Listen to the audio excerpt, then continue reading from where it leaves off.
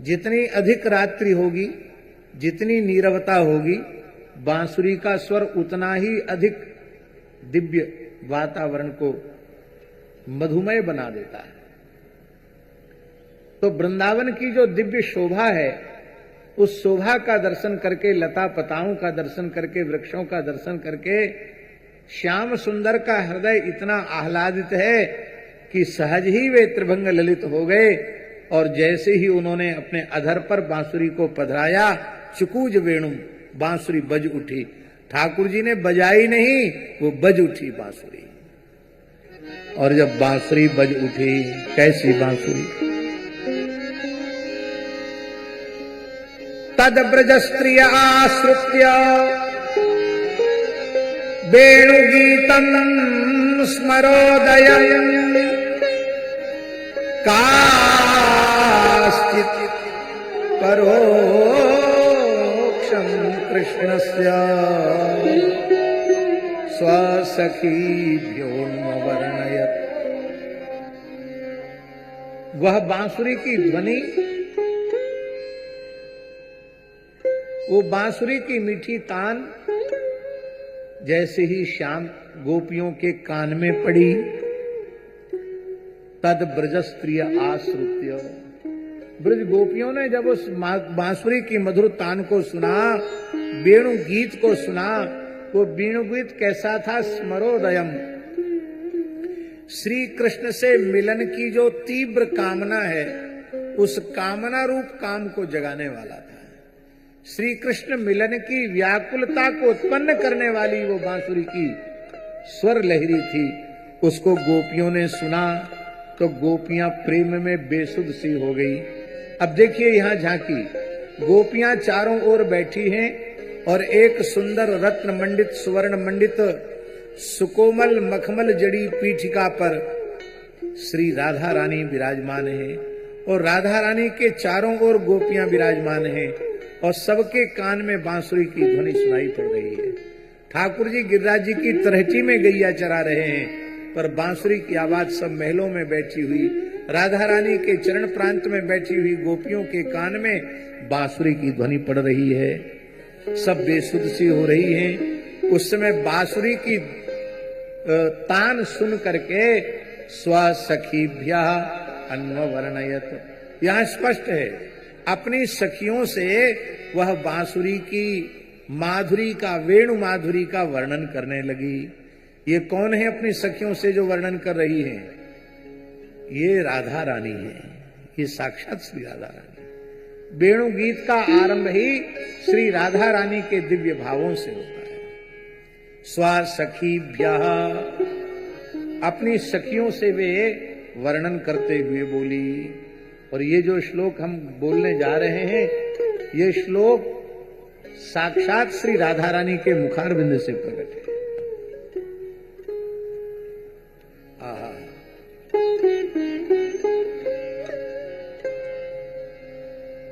यद्यपि गोपियां उस वेणु माधुरी का वर्णन करनी चाहती थी, कृष्ण लीलाओं का वर्णन करना चाहती थी, लेकिन नाशकन स्मर वेगेन, कृष्ण प्राप्ति की कामना इतनी अधिक चित्त को व्याकुल बना रही है कि उसके कारण वे विक्षिप्त जैसी हो गई हैं, वे बोल नहीं सकती हैं, उनके कंठ अवरुद्ध हो गए हैं।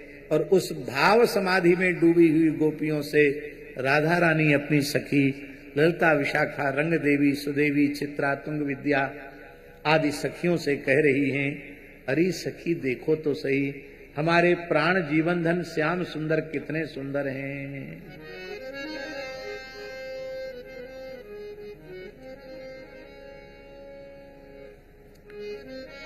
आपने आंखों देखा हाल सुना है?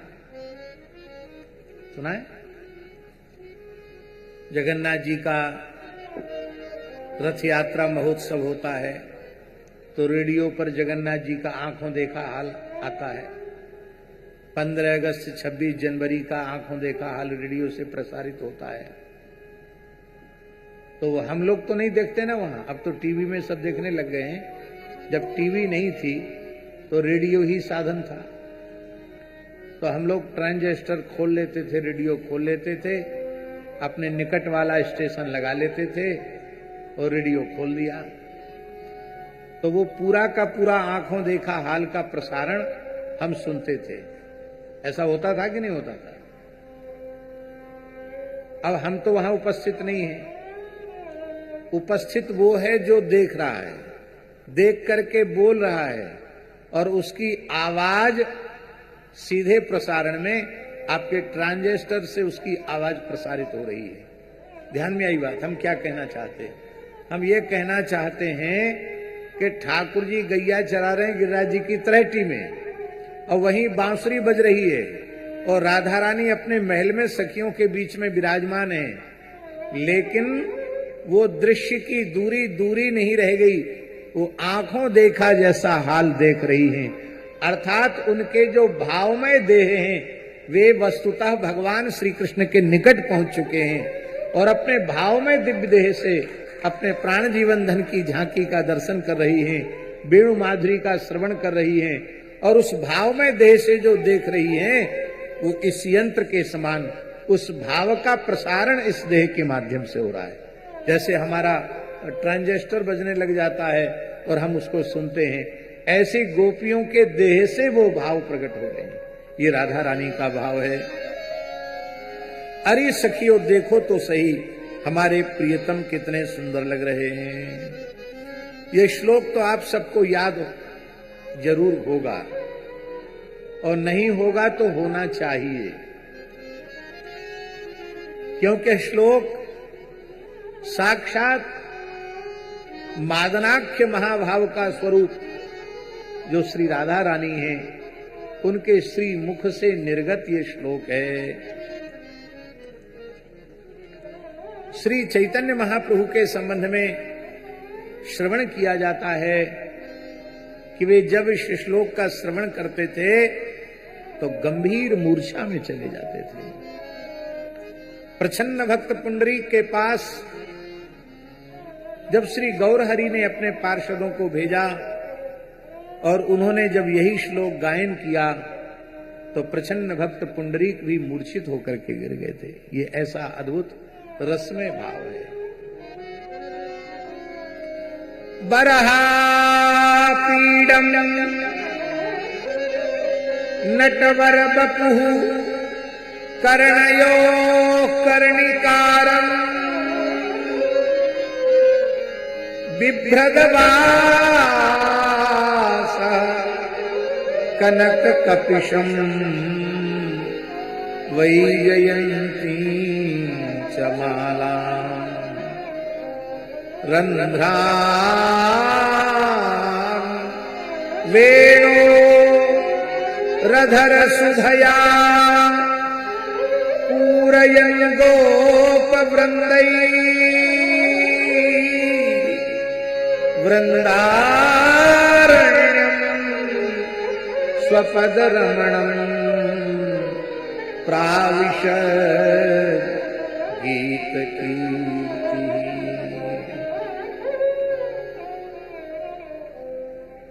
ये मेरे प्राण प्रियतम श्याम सुंदर मुरली मनोहर ग्वाल वालों के सहित वृंदावन में प्रवेश कर रहे हैं।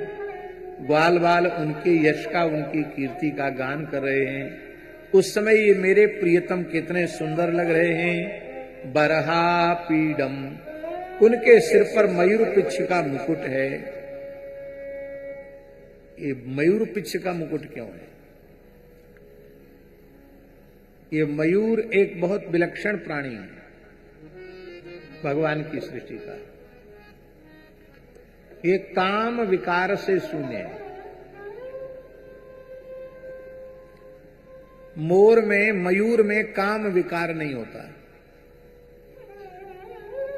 तब आप कहेंगे मयूर में काम विकार नहीं होता तो उसकी जो वंश वृद्धि है वो कैसे होती है? तो हमारे यहां ग्रंथों में ऐसा लिखा है कि मयूर गर्भाधान नहीं करता। मयूर जब नृत्य करने लग जाता है और उस समय मयूरी उसके टपकते हुए आंसुओं को अपनी चोंच में भर के पी जाती है और जितने आंसू उसके पेट में चले जाते हैं उतने ही अंडे वो जन्म देती है। इस तरह से मयूरी गर्भिणी होती है और वो बच्चों को देती है। कभी सुनी ये बात? भगवान यह कह रहे हैं मानो कि तुम सर्वथा विकार शून्य होकर तो देखो, हम तुम्हें संसार में पड़ा नहीं रहने देंगे, हम अपने मुकुट का आभूषण तुम्हें बना लेंगे। पर तुम काम विकार से शून्य होकर के तो देखो। एक भाव। दूसरा भाव, भगवान श्याम सुंदर की लीला में कहीं विकार का प्रवेश नहीं है, क्योंकि वह स्वयं निर्विकार पर ब्रह्म है, विकार उनमें नहीं। हमारे वृंदावन के महान रसिक आचार्यों में अनन्य रसिक नृपति श्री स्वामी हरिदास जी की परंपरा के तृतीय आचार्य चरण श्री स्वामी बिहारिन देव जी ने कहा, हमरे नित्य किशोर अजन्मा, हमरे नित्य किशोर अजन्मा। ये नित्य किशोर है, जन्म नहीं होता इनका, ये जन्म लेना ये इनकी लीला है। वस्तुतः ये अजन्मा है, क्योंकि नित्य वृंदावन है, नित्य विहार है और नित्य लीला है। जब नित्य विहार और नित्य लीला है तो जन्म लेने की क्या आवश्यकता? हमरे नित्य किशोर अजन्मा, हमरे नित्य किशोर अजन्मा। विहरत एक प्राण द्वैतन मां, विहरत एक प्राण द्वैतन मां। ये दो शरीर हैं राधा कृष्ण, इनके प्राण एक ही है। इनके मल मैथुन कछु नाही, इनके मल मैथुन कछु नाही। दिव्य देह बिहरत बन माही, दिव्य देह बिहरत बन माही। दिव्य देह बिहरत बन माही, दिव्य देह विहरत बन माही। वृंदावन की सीमा में काम का प्रवेश नहीं है, किसी विकार का प्रवेश नहीं है वृंदावन की सीमा। बहुत प्रसिद्ध है, आप लोगों ने सुना होगा, कामदेव को बड़ा अहंकार हो गया था कि पूरे भुवन को उस ब्रह्मांड में मुझसे लड़ने वाला कोई वीर नहीं है। पहुंच गया नारद जी के पास,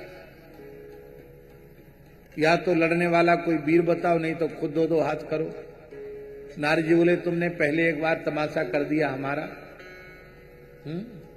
जब तब कछु न होए तेहि काला, हे विधि मिले कवन विधि बाला। ऐसी दशा तुमने हमारी कर दी, इसलिए अब हाथ जोड़ते हैं तेरे, लड़ेंगे तो नहीं पर बढ़िया लड़ने वाला बता देंगे।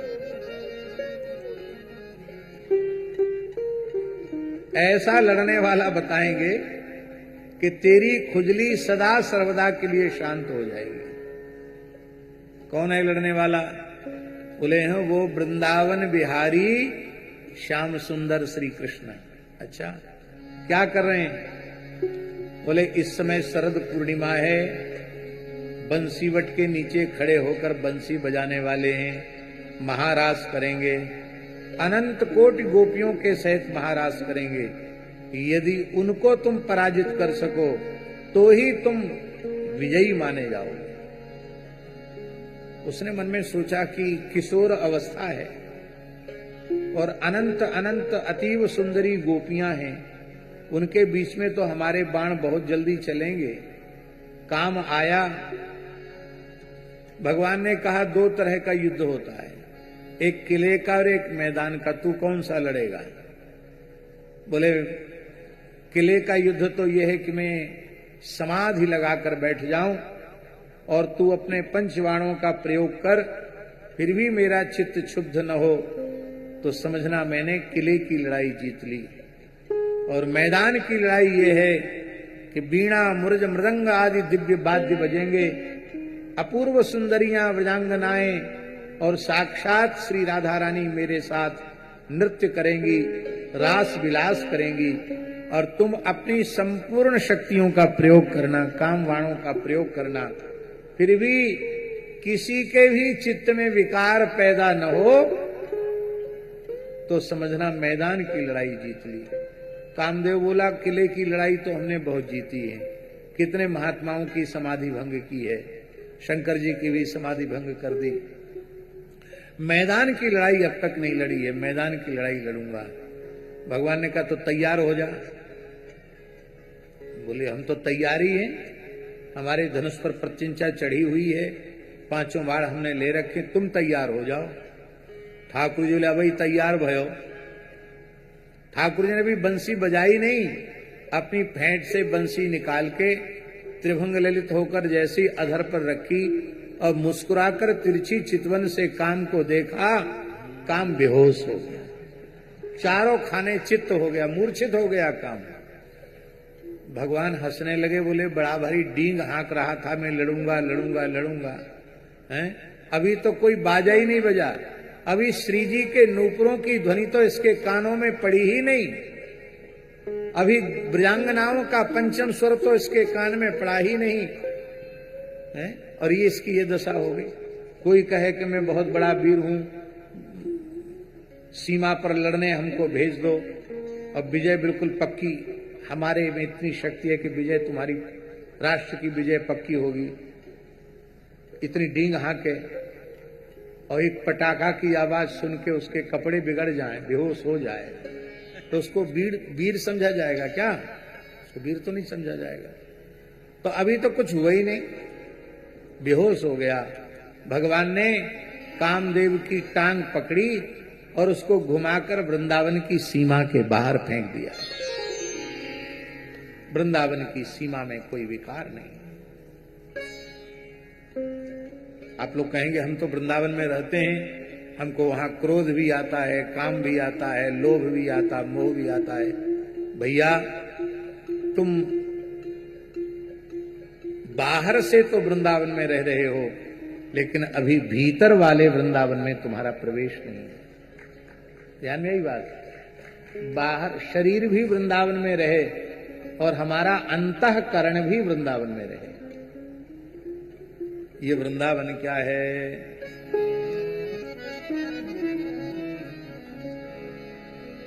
हमारो वृंदावन हमारो वृंदावन पुर और हमारो वृंदावन पुर हमारो वृंदावन उर और माया काल जहां नहीं व्यापे, माया काल जहां नहीं व्यापे, जहां रसिक सिर मोर हमारो वृंदावन पुर और हमारो वृंदावन पुर और छूट जात सद असद बासना, छूट जात सद असद वासना, मन की दौरा दौर, मन की दौड़ा दौड़, भगवत रसिक बतायो श्री गुरु, भगवत रसिक बतायो श्री गुरु, अमल अलौकिक ठोर, अमल अलौकिक और हमारो वृंदावन हमारो वृंदावन शरीर भी वृंदावन में रहे और अंतःकरण भी वृंदावन में ही रमण करे तो कोई विकार तुम्हें छू नहीं सकेगा।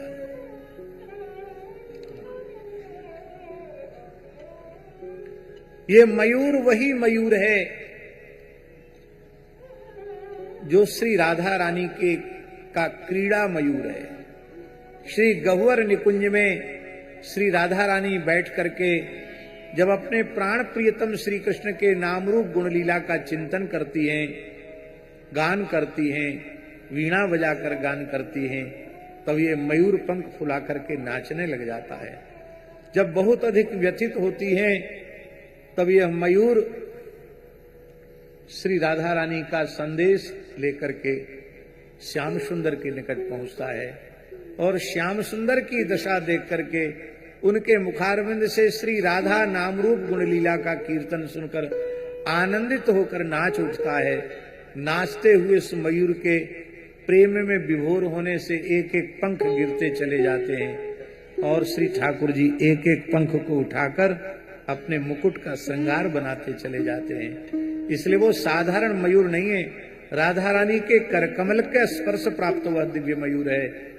ऐसा वह राधा कृष्ण का क्रीड़ा मयूर, उस मयूर के पिछ के सुंदर मुकुट धारण किए हुए वरहा पीडम, और कैसे हैं नटवर बपुहु, आहा वरहा पीडम नटवर बपुहु, नटवर बपू, उनका जो बपू है श्रीअंग है वह नटवर है। नटेशु वरह नटवरह, जो नटों में सबसे श्रेष्ठ है। नट किसको कहते जानते हैं? मंच पर अपनी कला को प्रस्तुत करने के लिए जो सज धज करके उपस्थित होता है और अपने हाव भाव से दर्शकों के चित्त वित्त की चोरी कर लेता है, उसको नट कहते हैं। यह ब्रजमंडल श्याम सुंदर का लीला मंच है और इस मंच के नटवर श्री कृष्ण ही हैं। ये सहज सुंदर हैं, कोटि कोटि कंदर्प दर्प दलन करने वाला इनका स्वरूप है। और ये नटेशु वरह क्यों है? बोले कोई भी नट इनकी समता नहीं कर सकता। नटों में सबसे बड़े कौन है? ये गायन वादन नृत्य करने वाले, कला दिखाने वालों में सबसे बड़े कौन है? कौन है? शिवजी। नटराज राज नमो नमः। नटराज राज हैं भगवान शिव। और नटराज राज भगवान शिव भी जब इनको काली के फणों पर तांडव नृत्य करते हुए देखते हैं तो भगवान शिव भी अपना सर्वस्व इनके चरणों में न्यौछावर कर देते हैं। इसलिए नटवर बपु। दूसरा भाव है नट माने शिव और बर माने दुल्हा। ये इतने सुंदर हैं कि इनके रास विहारी स्वरूप का दर्शन जब शिवजी करते हैं तो वे भी गोपी बन जाते हैं। कर्पूर आंगी, कर्पूर गौरांगी, त्रिलोचना गोपी बन करके गोपीश्वर बनकर के गोपीश्वर महादेव के रूप में भगवान के रास में प्रस्तुत हो जाते हैं और अपने दुल्हा के भाव से, कांत भाव से श्री कृष्ण का वर्ण कर लेते हैं। इसलिए नट माने शिव और बर माने कांत दुल्हा। इनका बपू इतना सुंदर है कि शिवजी भी परम आसक्त होकर के इनको गोपी रूप में, अपने कांत के रूप में वर्ण कर लेते हैं। अथवा नट शब्द का अर्थ है संयोग श्रृंगार और बर शब्द का अर्थ है विप्रलंब। नट शब्द का अर्थ है विप्रलंब श्रृंगार और बर शब्द का अर्थ है संयोग श्रृंगार। इनके श्रीअंग में संयोग और विप्रलंब दोनों एक साथ उपस्थित हैं, ऐसा नटवर बपुहु। और कैसे हैं बोले कर्णयो कर्णिकारम। इनके कान पर कनेल का पीला पीला फूल है। कनेल का फूल देखे ना, पीले रंग का, ऐसे लंबा फूल। वो होता भी ऐसा है कि कान पर रख लो तो गिरता नहीं है। कर्णयो कर्णिकारम, कानों पर कनेल का फूल। कर्णयो द्विवचन है और कर्णिकारम एक वचन है। ये भी तो कहा जा सकता था कर्णयो कर्णिकारौ, कोई छंद भंग नहीं था, कुछ नहीं था, बढ़िया था। दोनों कानों पर कनेल का फूल है, पर कर्णयो द्विवचन कहा, कर्णिकारम एक वचन कहा। इसका मतलब एक ही कनेल का फूल है। कभी इस कान पर रख लेते हैं और कभी इस कान पर रख लेते हैं। ये ऐसा क्यों करते हैं? श्री जीव गोस्वामी जी महाराज ने कहा है, एतत् श्री कृष्ण संकेत, श्री कृष्ण से संकेत पुष्पम। ये श्री कृष्ण का संकेत पुष्प है। कदाचित दक्षिण करणे विदधाति, कदाचित वाम करणे। कभी दाहिने कान पर रख लेते हैं, कभी बाएं कान पर। क्यों रखते हैं? क्योंकि ये गोपियों को संकेत करते हैं। प्रातःकाल जब श्री कृष्ण गैया चराने के लिए तैयार होते हैं, उस समय असंख्य ब्रज गोपियां नंद महल में आ जाती हैं और विरह से व्याकुल हो जाती हैं। अब शाम को लौट के भगवान आवेंगे, तब तक इनका दर्शन किए बिना हम कैसे जी पाएंगी। वे अपने विरह कातर नेत्रों से श्याम सुंदर से पूछती हैं। अब वहां नंद बाबा हैं, यशोदा मैया हैं, दाऊ दादा हैं, ग्वाल बाल हैं, उनके सामने खुलकर बातचीत तो हो नहीं सकती। रोते हुए अपनी डबडबाई हुई आंखों से श्याम सुंदर से पूछती हैं कि आपका दर्शन कैसे होगा, सो आप बताओ, क्योंकि यदि हमने बीच में आपका दर्शन नहीं किया तो हम तो मर जाएंगे, हम जीवित नहीं रह पाएंगे। अब ठाकुर जी भी सबके सामने कैसे बोलें? तो श्री ठाकुर जी क्या करते हैं, फूल हाथ में लेते हैं, ऐसे उसकी ओर मुस्कुरा मुस्कुरा कर देखते हैं, मानो गोपियों को संकेत करते हैं तुम्हारा मन ही सुमन है, और तुम्हारा मन रूपी जो सुमन है, पुष्प है, वो संसार में नहीं है, वो तो मेरे पास है। चिंता मत करो। इधर गैया चराने जाना है तो इस कान पर रख लेते हैं, और इस दिशा में गैया चराने जाना है तो इस कान पर रख लेते हैं। गोपियों को पता चल जाता है कि भगवान आज इस ओर गैया चराने जावेंगे, तो चलो सखी वहां जाइए जहां बसत ब्रजराज, गोरस बेचत हरि मिले एक पंथ द्वय का। उसी दिशा में गोपियां और दूध दही बेचने के लिए चलती हैं। कर्णयो कर्णिकारम। महाराज जी ऐसा भी महापुरुषों ने वर्णन किया है कि गोपी दूध दही बेचने तो चली है, लेकिन श्याम सुंदर में चित्त उसका इस प्रकार से लग गया कि दधी को नाम बिसर गई ग्वालिन, ले ले रोकी श्याम सलोना। अरे दही ल्योरी दही, दूध ल्योरी दूध, ये कहना भूल करके अरे कोई श्याम सुंदर ल्योरी श्याम सुंदर, अरे कोई मदन मोहन ल्योरी मदन मोहन, ऐसा कहने लगी। इस भाव का स्मरण श्री संत मलुकदास जी ने भी किया है।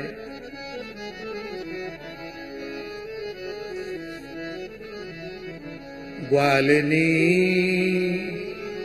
रांची हरि के रंग, ग्वालिनी रांची हरि के रंग, ग्वालिनी रांची हरि के रंग।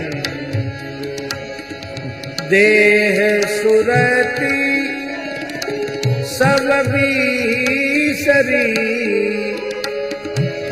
मगन ध्यान किए अंग, रांची हरि के रंग, ग्वालिनी रांची हरि के रंग। प्रेम मगन ग्वालिन भई, प्रेम मगन ग्वालिन भई। हरि को रूप निहार, हरि को रूप निहार, इत उत पे फिरी आई के, इत उत पे आई के, फिर आवे नंद दुआर,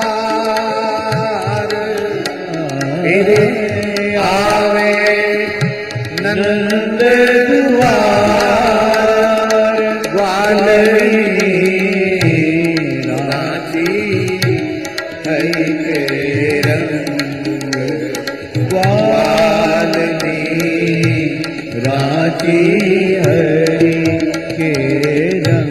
प्रेम मगन ग्वालिन भई, हरि को रूप निहार।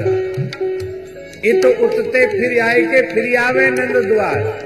वो अपने घर का रास्ता भूल गई, इधर उधर भटक कर फिर नंद महल के सामने आ जाती है। एक सखी समझ गई है प्रेम में पागल हो गई है। बोले तो जाना कहाँ है? बोले जाना तो मुझे अपने घर है। तो घर क्यों नहीं जाती? बोले मैं घर का रास्ता भूल गई हूं। अब केवल नंद महल और नंद नंदन हमारे ध्यान में है, और नंद महल में तो नंद नंदन दिखते नहीं, मैं क्या करूं? बोले तू मेरे साथ चल, मटकी ले ले सिर पर, दूध दही बेचने के बहाने मेरे साथ चल, वहां श्याम सुंदर का दर्शन हो जाएगा। अब उस प्रेम विह्वला गोपी की दशा क्या है? निशिबासर चितवत चलत, निशिबासर चितवत चलत, करे न चित्ते ध्यान, हाँ करे न चित्ते ध्यान, डोले दधी मटकी लिए, डोले दधी मटकी लिए, बोले ले ले कान,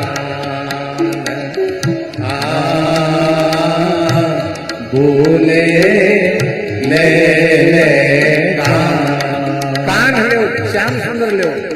ग्वालिनी रांची हरि के रंग, ग्वालिनी रांची हरि के रंग। प्रेम कथा अति अटपटी, कैसे कही जा,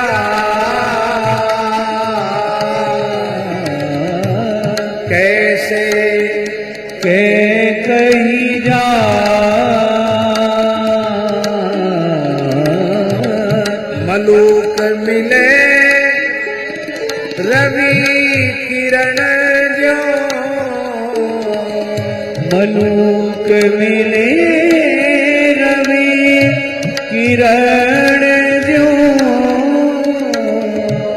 त्यों रही रूप समाई,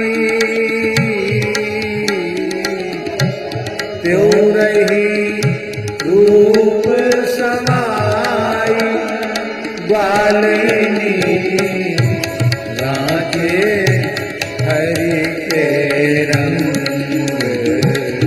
ग्वालिनी राजे हरि के रंग।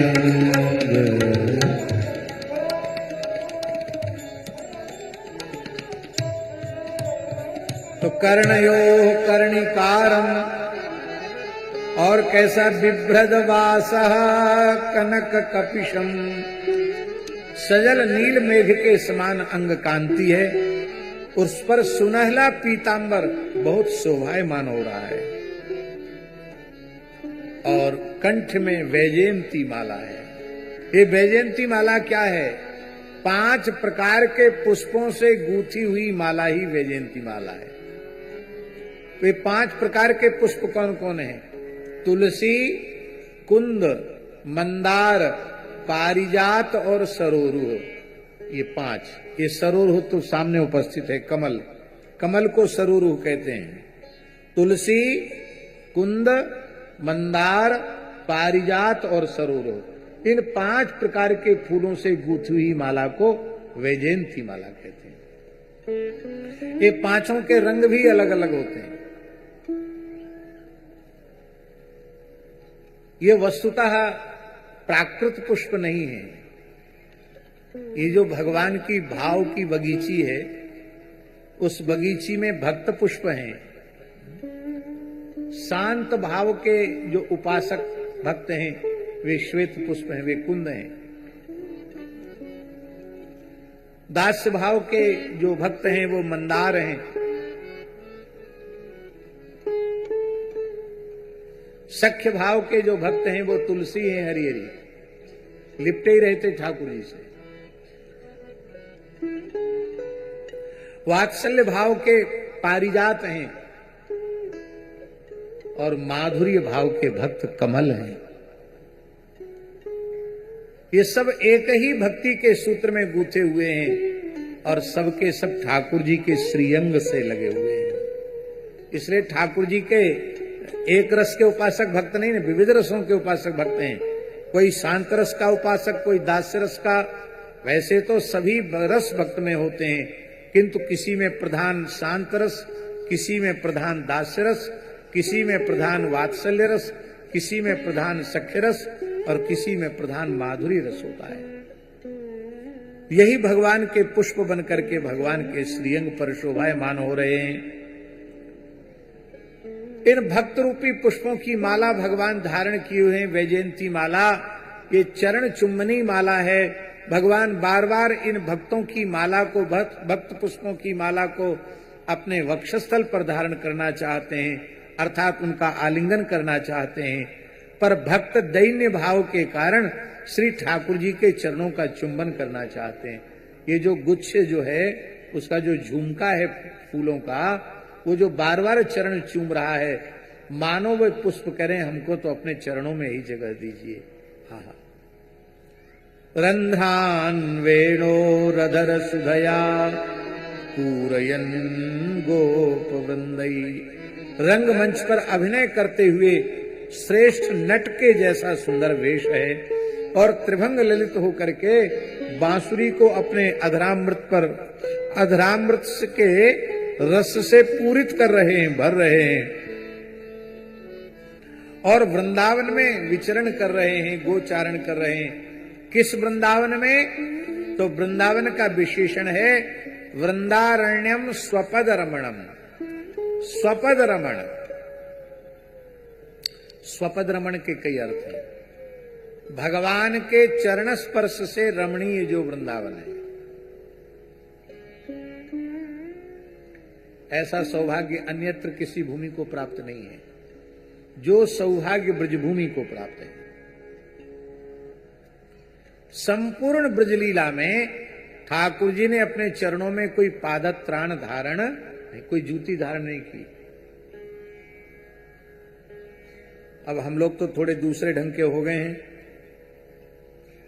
नहीं, हमारे पूज्य गुरुदेव पहाड़ी बाबा महाराज खाकचौक वाले महाराज जी किसी गृहस्थ भक्त के पैर में भी मोजा देख लेते तो फिर उसकी खैर नहीं, इतना ललकार के भगाई देते है। तेरी जय रे तेरी, कितना बड़ा रईस बन गया है। भगवान राधा कृष्ण गोपियां ये तो सब बिना जूता चप्पल और मोजा के घूम रहे हैं, विचरण कर रहे हैं। तुम इतने बड़े रईस हो गए तो घर छोड़ के क्यों आए? अरे भाई, वृंदावन में रज का ही तो महत्तम है, और रज न लग जाए इसलिए पैर में मोजा पहन रखा है। फेंक फेंक फेंक, उतार उतार फेंक।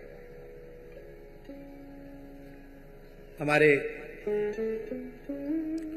अखंडानंद आश्रम में माता जी थी, मिथिलेश माता जी, बहुत अच्छी साधिका थी। वो थी और एक और उनकी दूसरी एक साधिका थी बहुत अच्छी, वो भी संत ही थी। तो प्रयाग कुंभ था 2001 में। महाराज जी छत्ता में बैठे थे, वो चली दोनों दर्शन करने आई। अब भयंकर ठंड, प्रयाग का कुंभ, तो मोजा पहने हुई थी। महाराज जी की नजर पड़ी, ऐसा नहीं को पहचानते ना हो कि कहां हो, तुम की भगत ही थी। लगे डांटने, मरेगी नहीं? महाराज ठंड बहुत, तुम मरेगी नहीं क्या? अमर होके आई है। अरे तीर्थराज प्रयाग है, यहां की रज पैर से लगने दे। जब तक उतार नहीं दिया तब तक डांटते ही रहे। उतर के फेंकवा, फेंक फेंक फेंक, थैला में मत रख, नहीं थैला में फेंक, मार फेंक दे, फेंकवा दिया। स्वयं भी अपने जीवन में लगभग 125 वर्ष की आयु में या 130 वर्ष की आयु में भगवत धाम गए होंगे। तब तक न जूता, न छाता, न चप्पल, न खड़ाऊ कुछ पैर में धारण ही नहीं किया होंगे। अद्भुत महात्मा है। वृंदावन की भूमि का ये सौभाग्य है कि श्री ठाकुर जी ने ब्रज लीला में पादत त्राण धारण नहीं किया, और जब ठाकुर जी ने धारण नहीं किया तो श्री जी ने भी धारण नहीं किया, गोपियों ने भी धारण नहीं किया। तो गोप गोपी गाय श्री कृष्ण राधा रानी सबकी आवरण शून्य चरण रज श्री वृंदावन को प्राप्त है। वृंदावन माने 84 कोस ब्रज, उसका 1 इंच भूमि ऐसी नहीं है जहां ठाकुर जी की चरण रज न बिछी हुई हो। इसलिए कहीं भी लोट लगा लो, आपको ठाकुर जी की चरण रज मिल गई। हजारों साल हो गए, 5,500 साल हो गए हैं, बहुत परिवर्तन प्रकृति में होगा, पर भूमि में क्या परिवर्तन आप लाएंगे? रज तो वही है, गिरिराज जी वही है, यमुना जी वही है, वृंदावन वही है। प्रेम का जागरण, रज में ही प्रेम प्रतिष्ठित है। रज का सेवन करने वालों को विशुद्ध भगवत प्रेम की प्राप्ति हो जाती है। स्वपद रमणम, अपने चरण कमलों के स्पर्श से रमणीय जो वृंदावन है। एक स्वकीया श्री राधा रानी, उनके चरण कमल के स्पर्श से रमणीय वृंदावन। स्वकीया गोपी जन, उनके चरण रज के स्पर्श से रमणीय वृंदावन। अथवा भगवान का अपना धन गोधन, उनकी खुर रज से युक्त श्री वृंदावन, गोरज से युक्त श्री वृंदावन। और एक अर्थ होता है, पद का अर्थ होता है धाम, भगवान का वैकुंठ। स्वपदाद वैकुंठात अपि रमणीयम वृंदावनम, वैकुंठ से भी रमणीय वृंदावन। आप लोग कहेंगे वैकुंठ की महिमा तो पुराणों में बहुत है, वैकुंठ से अधिक रमणीय वृंदावन को आप कैसे कह सकते हैं? जो सौभाग्य वृंदावन को प्राप्त है वो सौभाग्य वैकुंठ को भी प्राप्त नहीं है। हमारे वृंदावन में एक दोहा प्रसिद्ध है, वृंदावन वैकुंठ को तोल्यो श्री हरिदास।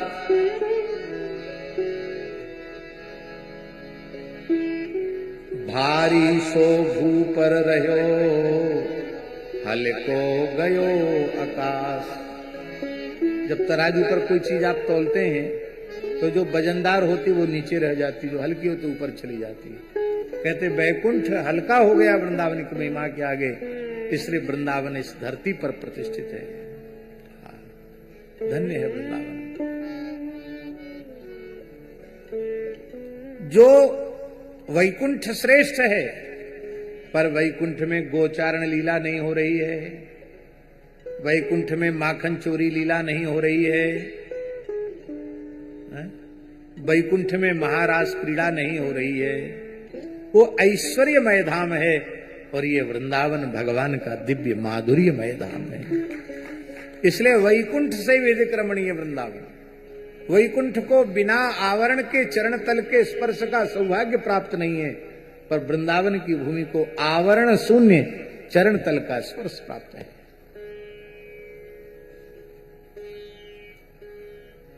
ऐसे वृंदावन में भगवान गोचारण कर रहे हैं, ग्वाल बाल वेणु रव सुन रहे हैं, भगवान की कीर्ति का गान कर रहे हैं। इति वेणुरवम राजन सर्वभूत मनोहरम श्रुत्वा ब्रजस्त्रिय सर्वा वर्णयन्त्यो भिरे भिरे। सुखदेव जी बड़ी विचित्र बात कह रहे हैं कि हे राजन परीक्षित, ये जो भगवान की बांसुरी की जो ध्वनि है ना, वो कैसी है? सर्वभूत मनोहरम, संपूर्ण भूतों का मन चुराने वाली।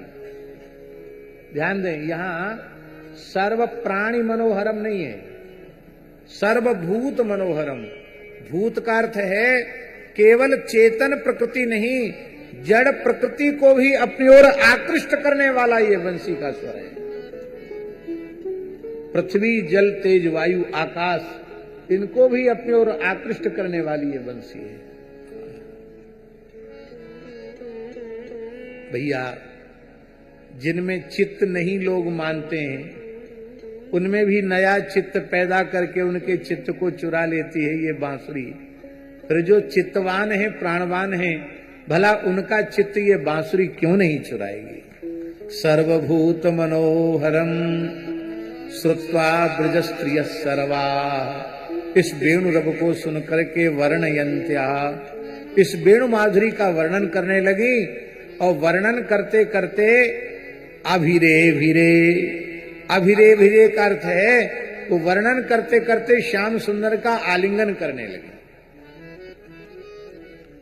अब ये बड़ी विचित्र बात है, गोपियां तो राधा रानी के महल में राधा रानी की सनिधि में बैठी है, और ठाकुर जी गिरिराज जी की तरेटी में बंसी बजा रहे हैं, गैया चरा रहे हैं, तो आलिंगन इतनी दूर से कैसे आलिंगन हो गया? इसके दो भाव हैं। एक भाव तो यह है कि अभी हम पहले कह चुके हैं, क्या कह चुके, कि गोपियों के देह घर पर हैं, वो अपने भावमय दिव्य देह से ठाकुर जी के निकट पहुंच गई, तो भावमय दिव्य देह से ठाकुर जी का आलिंगन करने लगी। एक भाव।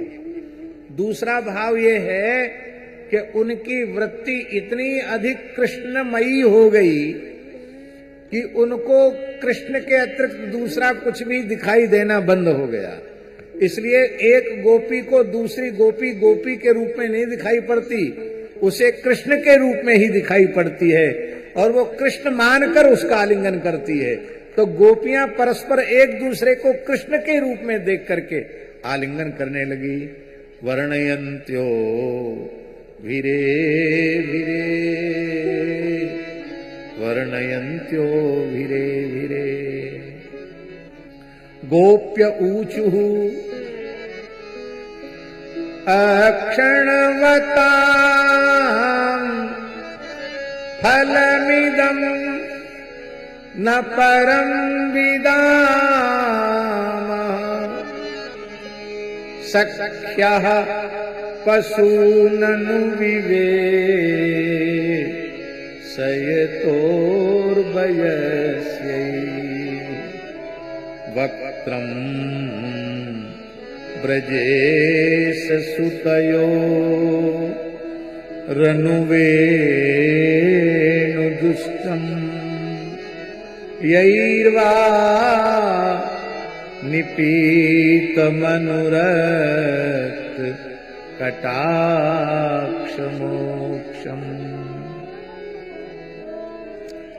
अरि सखियो, यहां सख्या ये संबोधन है। अई सख्या, अरि सखियो, अक्षणवताम इदम एव परम फलम, नान्यत किंचित परम फलम विदामा। इन देहधारियों का नेत्रवान होने का यदि कोई एकमात्र फल है तो वह यही फल है कि इन आंखों से श्री कृष्ण का दर्शन हो, बलराम जी का दर्शन हो, गैया चराते, बंसी बजाते, मंद मंद मुस्कुराते, इनका दर्शन ये आंखें कर लें तो हमारा आंख बाला होना सफल हो गया।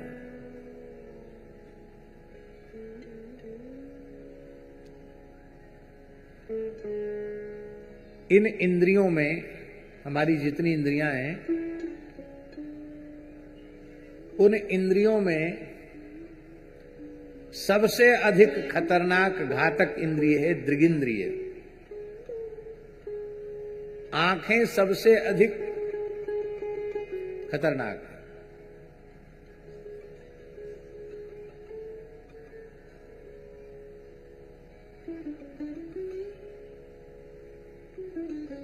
अब हम क्या कहें, ये आंखें कब किस विद्वान विवेकी पुरुष को भी किस मलमूत्र के गड्ढे में ले जाकर पटक देंगी, किस नरक कुंड में ले जाकर पटक देंगी, नहीं कहा जा सकता है। संसार का जो रूप है, जिस रूप पर ये आंखें लट्टू हो जाती हैं और लोग अपना सर्वस्व न्यौछावर करने के लिए पागल हो जाते हैं, वो रूप मलमूत्र के अलावा और है क्या? मलमूत्र ही है।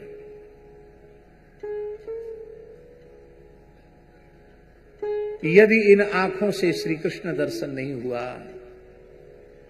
तो ये आंखें तुम्हें बर्बाद कर देंगी। और हमारे इतने जन्म जो व्यर्थ गए हैं, इसका कारण भी ये आंखें हैं। ये कहीं न कहीं लग गई, कहीं न कहीं अटक गई, इसलिए हम भटक गए।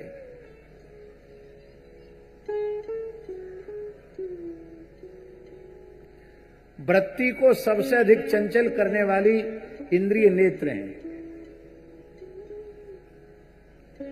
इसलिए जिनको नेत्र नहीं है उनको भगवान की कृपा का विशेष अनुभव करना चाहिए।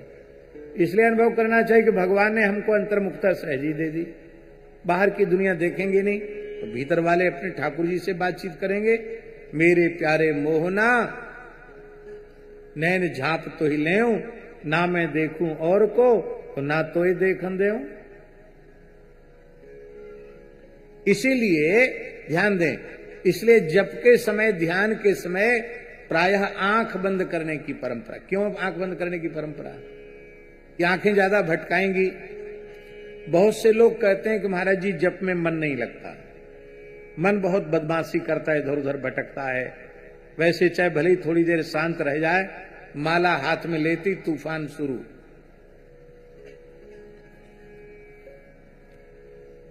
तो पहली बात तो हम ये निवेदन कर रहे हैं कि आप जितना कर सकते हो उतना करो, बाकी सब भगवान पर छोड़ दो, सब भगवान करेंगे। आप अपने मन को मुट्ठी में नहीं बंद कर सकते, मन पर काबू नहीं कर सकते, जाने दो मन को। आपकी जिह्वा तो आपके अधीन है कि नहीं? आप केवल हरिनाम करो, स्वाद आवे ना आवे, मन लगे या न लगे, मन भटकता हो भटकने दो, लेकिन तुम नाम करते चले जाओ, नाम करते चले जाओ, नाम करते चले जाओ। जिस क्षण नाम का स्वाद जिह्वा को मिल जाएगा, मन का भटकना अपने आप बंद हो जाएगा। इसलिए चिंता मत करो। एक बात तो यह है। दूसरा साधन, अनुभूत साधन हम आपको बता रहे हैं। अनुभूत माने हमारे जैसे लोगों का अनुभूत नहीं, महापुरुषों के द्वारा अनुभव किया हुआ साधन। जब आप नाम जप करने बैठे या मंत्र जप करने बैठे तो भीतर से नाम का श्रवण करें, श्रवण करते हुए जप करें। आपकी होठ नहीं हिलते, जिह्वा नहीं हिलती, फिर भी भीतर से कुछ उच्चारण होता तो भीतर के कान से आप सुनते हैं उस बात को कि नहीं सुनते? आप मंत्र का श्रवण करते हुए जप का अभ्यास करें। फिर मंत्र के प्रतिपाद्य देवता का ध्यान करें, मंत्र का श्रवण पूर्वक जप करें और उपास्य इष्ट स्वरूप का ध्यान करें। थोड़े दिन कठिनाई होगी, लेकिन इसके बाद ऐसा मन लग जाएगा कि फिर आपका मन हटेगा ही नहीं। फिर ये समस्या सदा के लिए समाप्त हो जाएगी कि मन नहीं लगता। अरे भाई, मन इनको छोड़कर लगेगा और कहां? मन लगता तो इनमें ही है, भगवान में ही मन लगता है। संसार में मन लगता होता तो सारी समस्या का समाधान हो गया होता। संसार में मन लगता कहां है? जाता है और वहां से अतृप्त होकर फिर लौटकर आ जाता है। पर जिन भाग्यशाली जीवों का मन श्री कृष्ण में लग गया, फिर लौटकर संसार में कभी आता नहीं है। तो जहां लगने के बाद लौटकर ना आवे, वही मन का लगना माना जाएगा। इसलिए मन मनमोहन को दे देना चाहिए, भगवान में लगा देना चाहिए। तो आंखों का सबसे बड़ा फल यही है कि आंख भर के बंसी बजाते, गैया चराते श्याम सुंदर का दर्शन ये आंखें करें। और यदि इन आंखों से दर्शन नहीं होता तो भक्तमाल के टीकाकार श्री प्रियादास जी ने इन आंखों को भूत कहा। क्या कहा?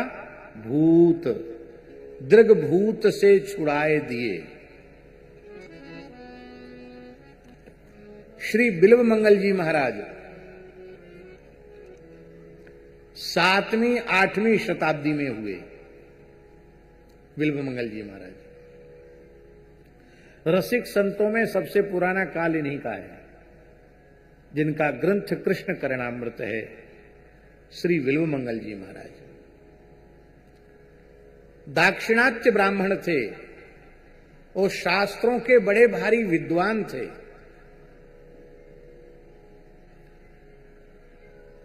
न्याय व्याकरण वेदांत आदि विषयों के जितने प्रकांड पंडित थे, उतने ही अधिक चूड़ांत मूर्धन्य विद्वान थे। संगीत के गाने बजाने में भी उतने ही अधिक प्रवीण थे।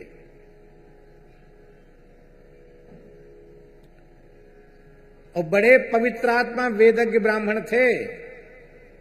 त्रिकाल संध्या करने वाले, अग्निहोत्र करने वाले, एकदम वैदिक चर्या से जीवन जीने वाले।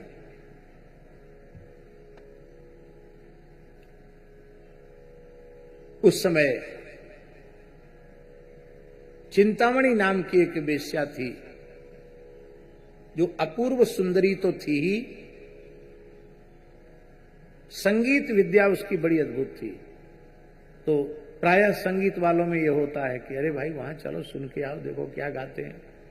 जिस समय पूज्य पंडित श्री जसराज जी थे, वृंदावन में कभी उनका आगमन होता था तो संगीत के प्रेमी आधी रात को भी उनका गायन हो तो सुनने के लिए चले जाते थे।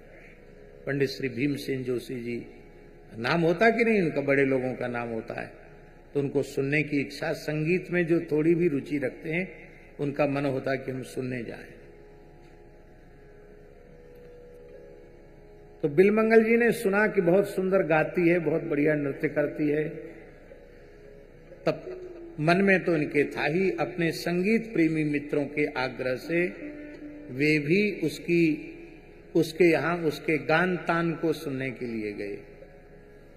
पर उनको लगा कि ये जितना सुंदर गा रही है, इतना सुंदर पखावज वाला बजा नहीं रहा है। मृदंग बहुत बढ़िया नहीं बजती, इतना अच्छा गा रही है, और जितना अच्छा भावपूर्ण नृत्य कर रही है उतना बढ़िया वाद्य नहीं बज, ताल उतना बढ़िया नहीं हो रहा है। तब आप तो विद्या, गायन, वादन, नृत्य तीनों के ही ज्ञाता थे। आप पखावज बजाने लगे और आज पहली बार में ही आपकी नजर उस पर पड़ गई और उसकी नजर आप पर पड़ गई और सब कुछ छूट गया।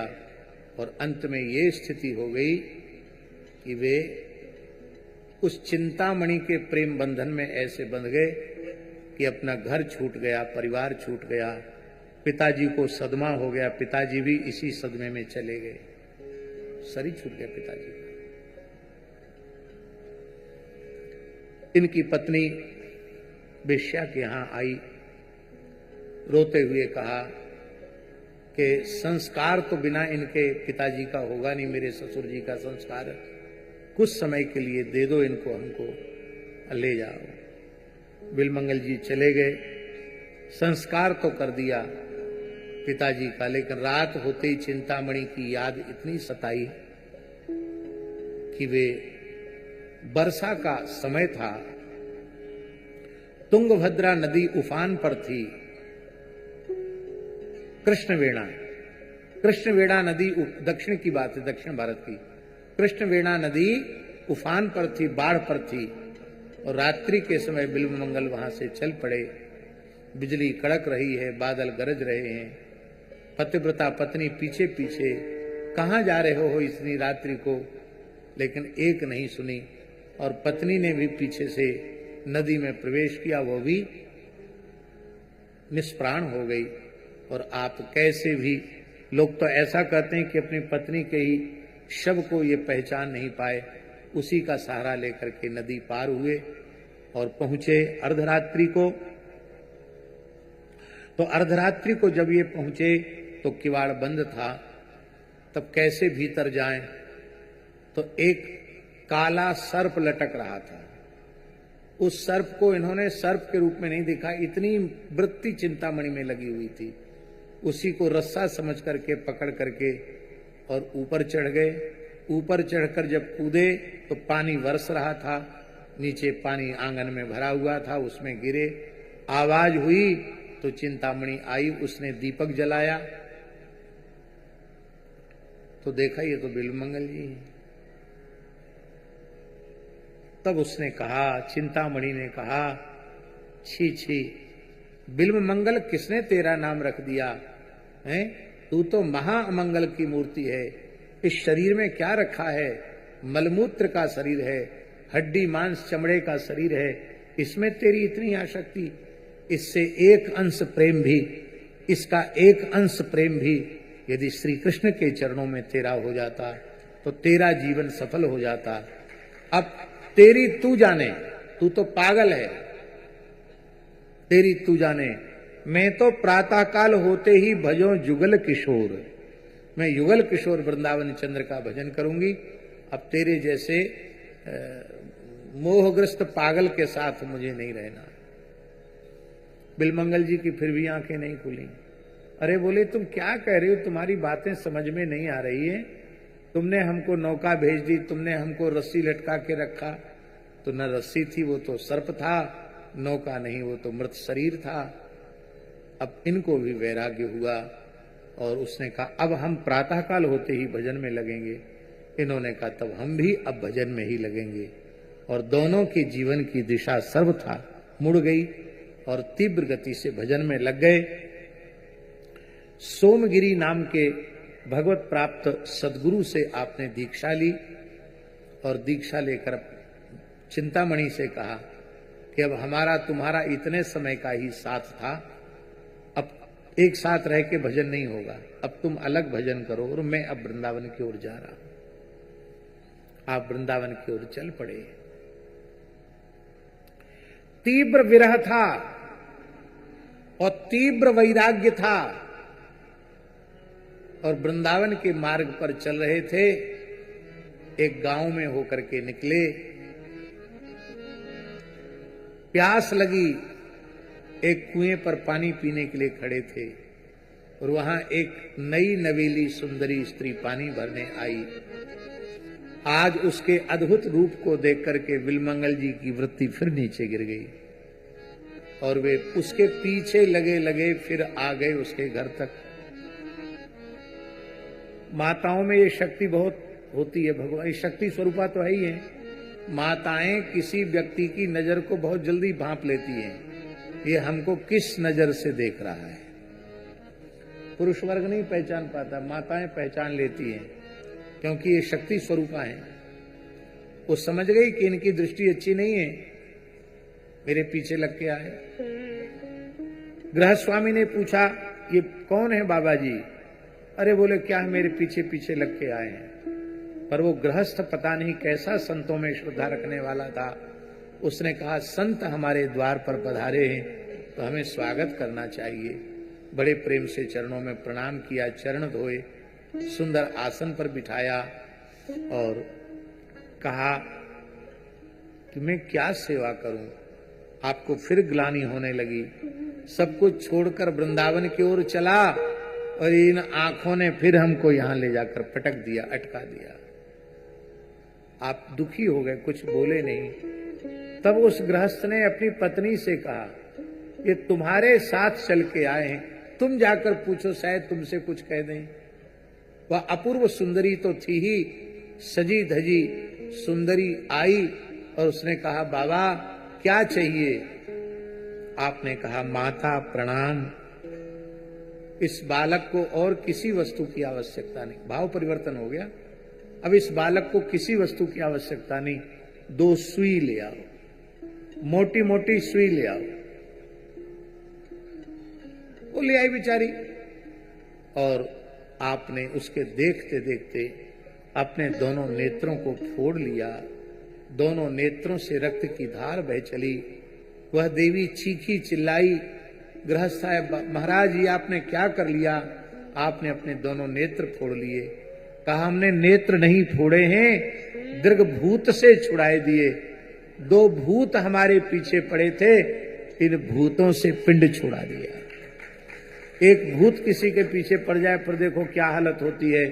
मेहंदीपुर बालाजी में चौकी देनी पड़ती है और यहाँ गुजरात में कष्टभंजन देव हैं, कहाँ हैं, सहारनपुर में चौकी देनी पड़ती है।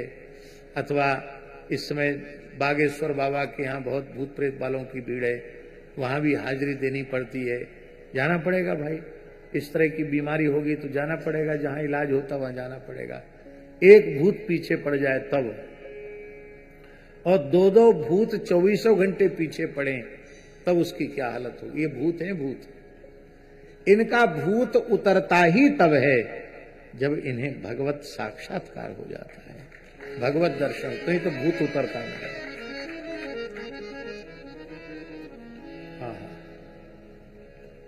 गृहस्थ ने कहा, महाराज आप रुकिए। बोले, आपके यहां आकर मुझे सच्ची आंखें मिली हैं, अब हम यहां रुकेंगे नहीं। चल पड़े। अब नेत्रहीन व्यक्ति को कोई न कोई सहारा तो चाहिए, कैसे उसको मार्ग दिखाई पड़ेगा? तब श्री कृष्ण स्वयं ही एक ग्वाल के वेश में आए। बाबा कहां जाना है? भैया हमें वृंदावन जाना है। तो लाओ हम तुम्हारी लकुट पकड़ लेते हैं। चल पड़े। नूपुरों की ध्वनि सुनकर, मीठी वाणी सुनकर, श्रीअंग की दिव्य सुगंध सुन करके बिलमंगल जी को समझ में आ गया, ये दूसरा कोई ग्वारिया नहीं है, ये ग्वारिया गोपाल है। तो धीरे धीरे लकुट का हाथ आगे बढ़ाते बढ़ाते ठाकुर जी का पहुंचा पकड़ लिया, हाथ पकड़, कलाई पकड़ ली। कहा, बाबा लकुट छोड़ के कलाई क्यों पकड़ ली? बोले, हम आपको पहचान गए, हम जिनके चरणों में पहुंच रहे हैं वे मेरे प्रियतम श्री कृष्ण आप ही हैं। भगवान ने बचने का बहुत प्रयास किया। अरे भाई हम तो गैया चराते हैं, ग्वारिया हैं, किसी नेत्रहीन पर दया करना ही आफत हो गई, हमारे ही हाथ पकड़ लिया, छोड़ दो। श्री बिलमंगल जी ने हंसते हुए कहा, अब हम छोड़ने वाले नहीं हैं। क्यों?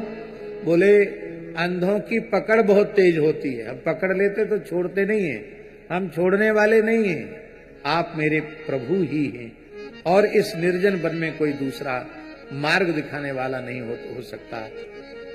आप बीच में क्यों छोड़ रहे हैं हमको? वृंदावन पहुंचाइए। बोले, आप तो वृंदावन में ही हैं, क्योंकि मझधार में छोड़ना हमको आता नहीं है, आप वृंदावन में हैं। ऐसा कहकर भगवान ने एक झटका लगाया और हाथ छुड़ा लिया। तब बिलमंगल जी ने कहा, हस्तमुत क्षिप्य यातोसी बलात् कृष्ण किमद्भुतम हृदयाद् यदि निर्यासि पौरुषम गणयामि ते। आप में बहुत जोर है, बहुत माखन मिश्री दूध मलाई खाई है आपने, एक झटके में इस दुर्बल से हाथ छुड़ाकर आप चले गए, लेकिन यदि आप मेरे हृदय से निकल के दिखावें तो हम समझेंगे कि आप बलवान हैं। इसी का अनुवाद हिंदी में किया गया।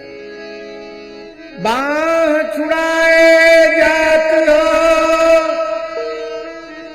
निवल जान के मोहि, ये में तेजो जाओगे सबल बदंगो को। हृदय से निकल के दिखाओ तो समझेंगे कि आप में बहुत शक्ति है। भगवान ने कहा प्रेमियों के हृदय से हम निकलते नहीं और प्रेमी हमारे हृदय से नहीं निकलते। भगवान ने बिलमंगल जी को हृदय से लगा लिया, नेत्रों का स्पर्श किया तो दिव्य नेत्र प्रकट हो गए, आंख फिर से आ गई। बोले क्या चाहिए? बोले वृंदावन में आ गया, वृंदावन से बाहर तो जाना नहीं है, बस आप कृपा कीजिए इन आंखों को फिर से वापस ले लीजिए। किसी नेत्रहीन को नेत्र मिल जाए तो कितनी प्रसन्नता होगी उसको, पर बिलमंगल जी के आंखों को वापस ले लीजिए। क्यों? पूरे जिन आंखों ने सच्चिदानंद कोटि कोटि कंदर्प दर्प दलन मुरली मनोहर श्याम सुंदर का दर्शन कर लिया, अब ये मलमूत्र के भांडों का दर्शन करें ये अच्छी बात नहीं है, इसलिए आंखों को वापस ले लीजिए। भगवान ने हंसकर कहा बिलमंगल जी, ये संसार के नाम रूप तब तक अनुभव में आते हैं जब तक मैं सामने नहीं होता हूं। जब ये आंखें मेरा अनुभव करती हैं फिर तो जित देखो तित श्याममयी है, जिधर नजर जाती है उधर प्रियतम ही प्रियतम दिखाई पड़ते हैं। इसलिए अखियां हरि दर्शन की प्यासी, अखियां हरि दर्शन की प्यासी, देखो चाहत कमल नयन को, निस दिन रहेगा सी। अखियां हरि दर्शन की प्यासी, अखियां हरि दर्शन की प्यासी,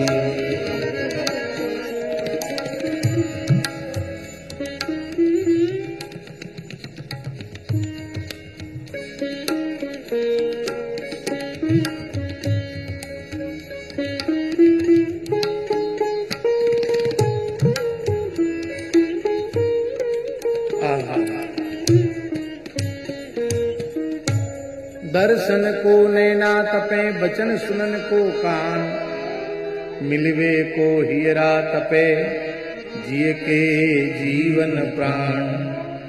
गोवर्धनवासी सांवरे तुम बिन रहो न जाए।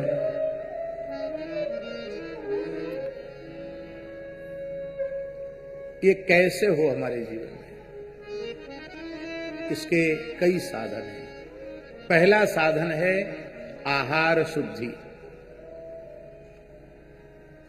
आहार शुद्धि में यही समझना, जो वस्तु भगवान को भोग नहीं लग सकती है उस वस्तु को, जो अनिवेदित पदार्थ है, जो भगवत प्रसाद नहीं है, उस वस्तु को आहार के रूप में नहीं लेना। ये पहली शर्त है। क्योंकि आहार की शुद्धि से चित्त की शुद्धि होती है। आहार पर नियंत्रण, और हमें अत्यंत शुद्ध सात्विक पवित्र आहार यदि कोई देने वाला प्राणी भगवान की सृष्टि में है तो वह है सर्वदेवमयी, सर्ववेदमयी, सर्वतीर्थमयी पूज्या गौ माता, जो हमें पवित्र आहार देती है।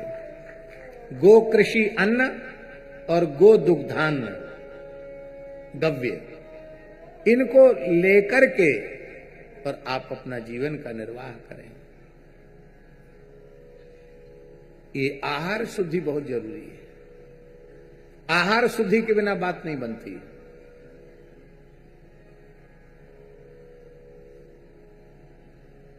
हमारे ये बाबा हैं श्री हरदेवदास जी, 5 वर्ष हो गए केवल गाय का दूध ही लेते हैं। और बताओ कहीं से कोई बीमारी हो, कोई कुछ नहीं, न नमक न मिर्च न हल्दी न फल न फ्रूट न जूस, कुछ नहीं, केवल 2 बार गाय का दुग्ध लेते हैं। और किसी प्रकार का कोई रोग शरीर में नहीं है, कोई बीमारी नहीं, कोई रोग, एकदम प्रसन्न स्वस्थ और निरंतर सेवा में तत्पर। लोग कहते हैं क्या अकेले दूध पीने से क्या काम चलेगा? ये बात हम कहना नहीं चाहते थे, पर प्रत्यक्ष किम प्रमाणम, प्रत्यक्ष में प्रमाण की क्या आवश्यकता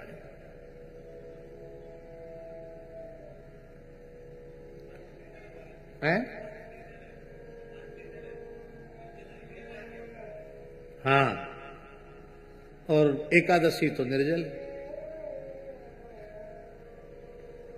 तो भगवान कहने का आशय ही है, पहली आहार शुद्धि, दूसरा साधन, पहला साधन पवित्र सात्विक शुद्ध आहार, दूसरा साधन नाम जप, उठते बैठते खाते सोते पीते जगते हर समय भगवान नाम का स्मरण, ये दूसरा साधन है। तीसरा साधन स्वाध्याय। स्वाध्याय का अर्थ होता है जिन ग्रंथों के पढ़ने से हम सीधे भगवान की ओर पहुंचे, उन ग्रंथों का स्वाध्याय। मेरे विचार से भगवत प्राप्ति के लिए इस कराल कलिकाल में 5 ग्रंथ पर्याप्त हैं। श्रीमद् भागवत, श्रीमद् भगवद गीता, श्री रामचरितमानस, श्री भक्तमाल और श्री विनय पत्रिका। ये 5 ग्रंथ पर्याप्त हैं। ये आपको बिल्कुल सीधे ठाकुर जी के चरणों में ले जाएंगे, आपको कहीं अटकने भटकने नहीं देंगे। आप किसी मत पंथ संप्रदाय के हो, किसी जाति के हो, आप यदि भगवत प्राप्ति करना चाहते हो तो इन 5 ग्रंथों के स्वाध्याय का निश्चय कीजिए। इसके 2 प्रकार हैं। एक प्रकार तो यह है कि मान लो आपके पास समय नहीं है तो एक एक करके ग्रंथ ले लो। भागवत पूरा हो जाए तो गीता ले लो, गीता पूरी हो जाए तो भक्तमाल ले लो, भक्तमाल पूरी हो जाए तो विनय पत्रिका ले लो, विनय पत्रिका पूरी हो जाए तो रामचरितमानस ले लो। इस तरह से कर लो। पर 10-20 मिनट एक बार किसी ग्रंथ को जरूर पढ़ना। स्वाध्याय, पहला साधन आहार शुद्धि, दूसरा साधन स्वाध्याय, तीसरा साधन सत्संग। आप कहेंगे सत्संग कैसे मिलेगा?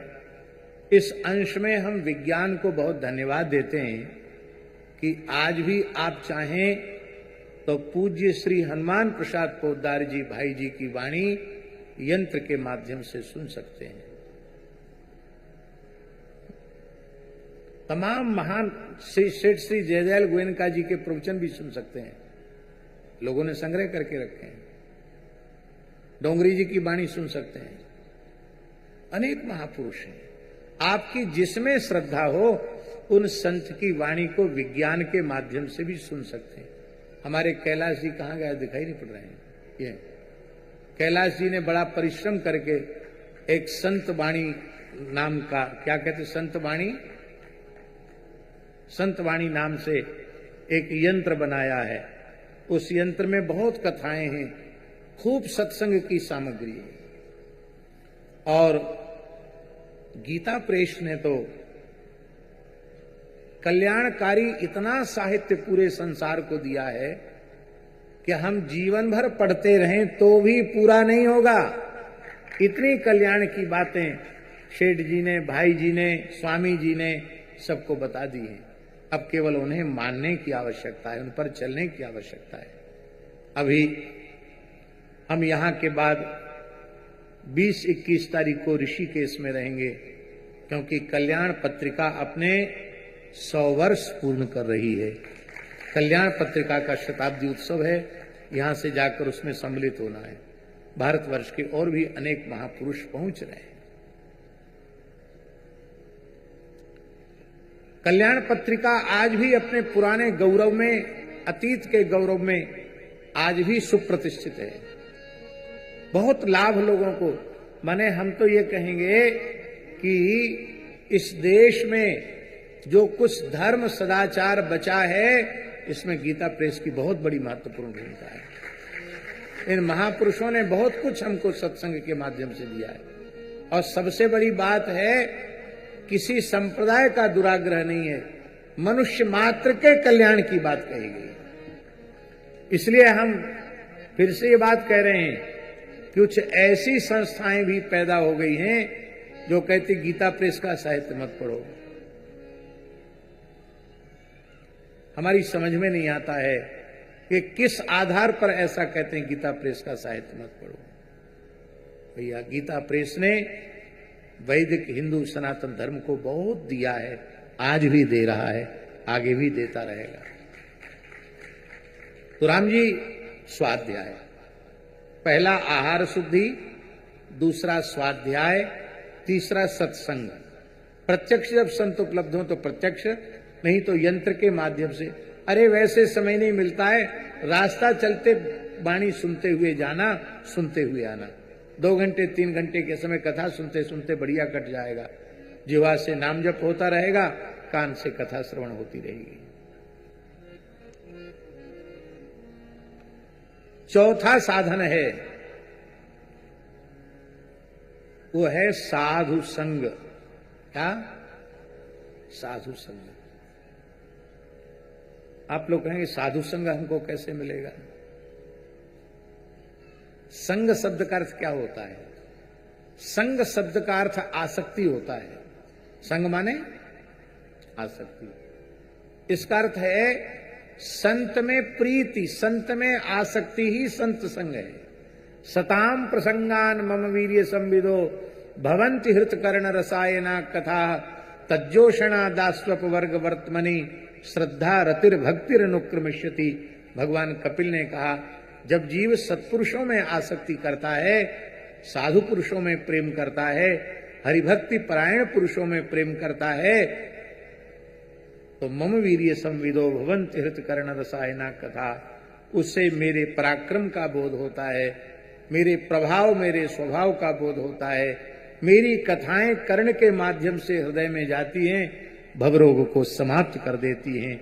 फिर भगवत प्राप्ति के पथ में श्रद्धा उत्पन्न हो जाती है और शरीर संसार से वैराग्य हो जाता है, भगवान के चरणों में अनुराग हो जाता है। श्रद्धा उत्पन्न होती है, फिर रति उत्पन्न होती है, फिर भक्ति प्रकट हो जाती है, और जब भक्ति प्रकट हो जाती है तो संपूर्ण संसार से वैराग्य हो जाता है। फिर चित्त अपने आप शांत हो जाता है और शांत चित्त निरंतर भगवान में ही लगा रहता है। हमको विदासरिया जी ने एक संत माता जी का दर्शन कराया था। कहां कराया था? इंदौर में है। हाँ, हमने ऐसा अनुभव किया उन संत माता जी के संबंध में कि उनका मन न शरीर में है और न उनका मन संसार में है। उनका मन निरंतर श्री कृष्ण में रमा हुआ है। ये थोड़ी 5-7 मिनट का ही मिलना हुआ, लेकिन उतने मिलने से ही हमको अनुभव हो गया कि इनकी वृत्ति आधे क्षण के लिए भी संसार में नहीं है।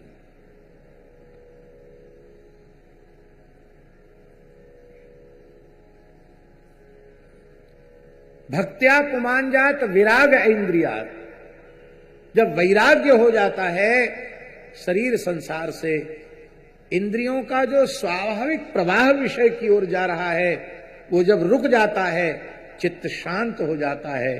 उस शांत चित्त में युगल सरकार ही दर्शन देते हैं, उसमें संसार के नाम रूप नहीं रहते हैं। हाँ, साधु संग।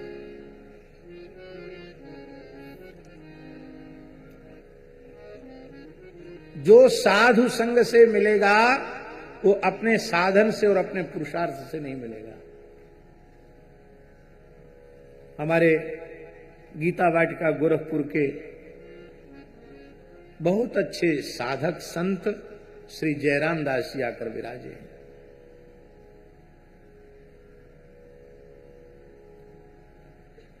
परम पूज्य श्री राधा बाबा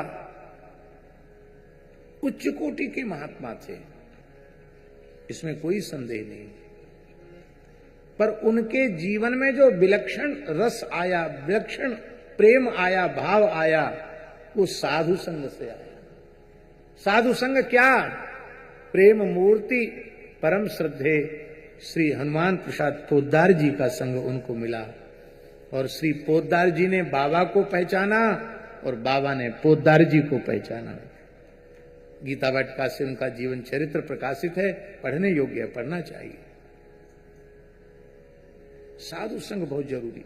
हमने ठाकुर श्री रामकृष्ण परमहंस देव जी का वचनामृत पढ़ा, उसमें ठाकुर रामकृष्ण परमहंस देव जी ने साधु संग पर बहुत जोर दिया है।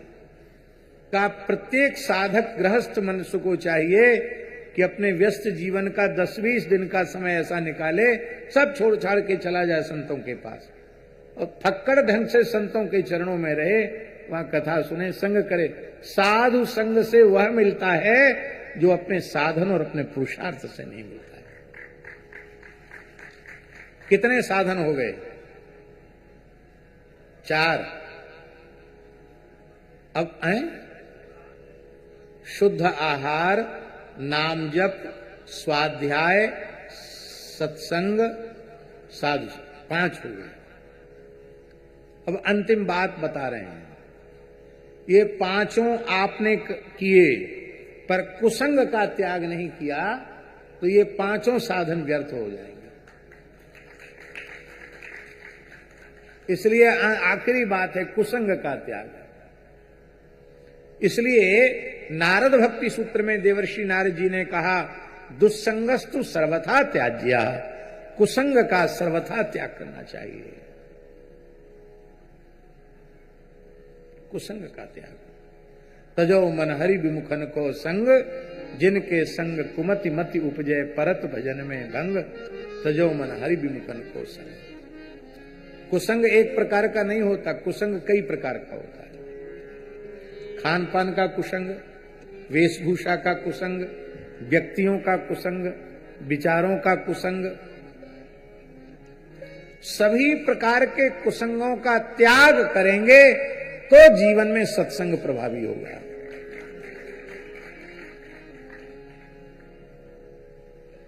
एक हमने देखे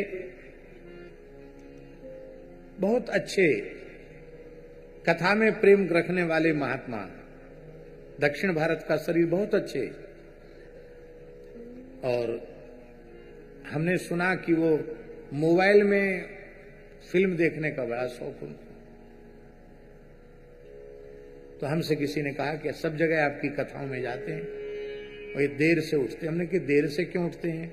बोले रात को देखते हैं मोबाइल, इसलिए सवेरे देर से उठते हैं। तो मैं उनसे पूछा, कहा महाराज जी क्या करें, बहुत मन को समझाता हूं, पर जैसी रात होती है सोई मोबाइल पर हाथ चला जाता है, फिर कोई ना कोई सिनेमा। क्या करें, बचपन का अभ्यास छूटता नहीं। देर रात तक देखते हैं, फिर सो जाते हैं, फिर वही ऊटपटांग चीजें दिमाग में आती हैं। हम बहुत दुखी हैं, क्या करें? मोबाइल छोड़ दो।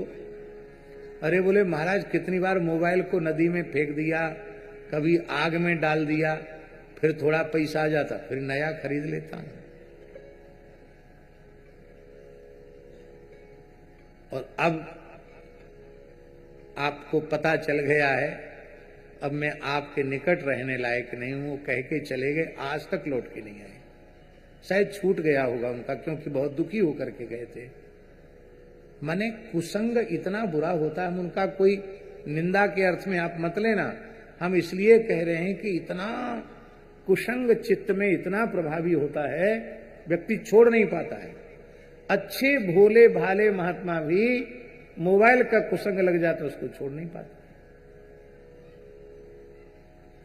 अच्छी बुरी सब चीजें हैं, पर इसका सर्वोत्तम उपयोग जो आप कर सकते हो, रामचरितमानस सुन लो, संतों की वाणी सुन लो, कथा सुन लो, कीर्तन सुन लो, यहां तक तो ठीक है। अब दिन भर उसमें सिनेमा ही देखते रहो, ये तो बहुत बुरी बात है। उत्तम पक्ष तो ये है कि ये कुसंग का उपकरण अपने निकट रखना ही नहीं। कथनचित है तो फिर इतना विवेकपूर्ण उपयोग करो कि हम उसका दूसरा दुरुपयोग न करें, हम उसका उत्तम उपयोग ही करें। जब इस प्रकार से व्यक्ति साधन करता है, कितने समय में भगवत प्राप्ति की व्याकुलता जगेगी ये नहीं हम बता सकते। कपड़ा है, कम गंदा है तो थोड़ा साबुन लगा दो, 2-4 बार फुलक दो, ठीक हो जाएगा। और बहुत गंदा कपड़ा है, बहुत जिद्दी दाग पड़ गए हैं, तो उसको गर्म पानी में उबालना भी पड़ेगा, सोडा भी डालना पड़ेगा, मूंगरी से कूटना भी पड़ेगा, और 1 बार 2 बार नहीं, 2-3-4 बार में तब वो ठीक होगा, स्वच्छ होगा। हम लोगों के चित्त के ऊपर कितने जन्मों की विषय की कीचड़ जमी हुई है, ये 1-2 दिन में स्वच्छ होने वाली नहीं है। धैर्य पूर्वक ये साधन करते चले तो भगवत कृपा से, संत कृपा से, सदगुरु कृपा से ऐसा जीवन आपका बन जाएगा कि धीरे धीरे शरीर संसार से वैराग्य हो जाएगा, भगवान के चरणों में अनुराग हो जाएगा। तब दर्श बिन दूखन लागे नैन,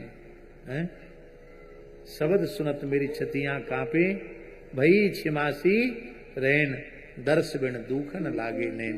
ये स्थिति अपने आप आ जाएगी, और जब यह व्याकुलता आ जाएगी तो भगवत प्राप्ति में संदेह नहीं है। फिर शरीरवान होने का, देहधारी होने का, नेत्रवान होने का जो चरम फल है वो मिल जाएगा और जीवन धन्य हो जाएगा।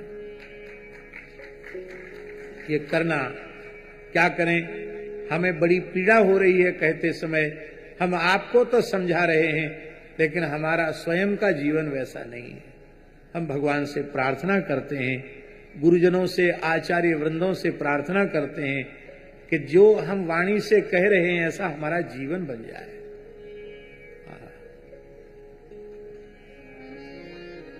कहां संसार का स्वाद लगेगा जिसके चित्त वृत्ति में श्री ठाकुर जी समाये हुए हैं।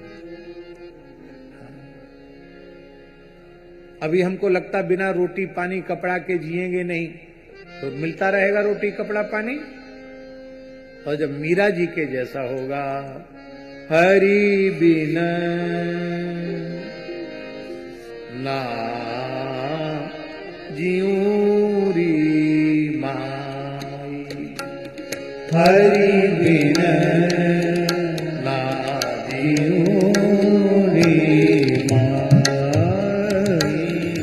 हरि बिन ना जियूं री माई, हरि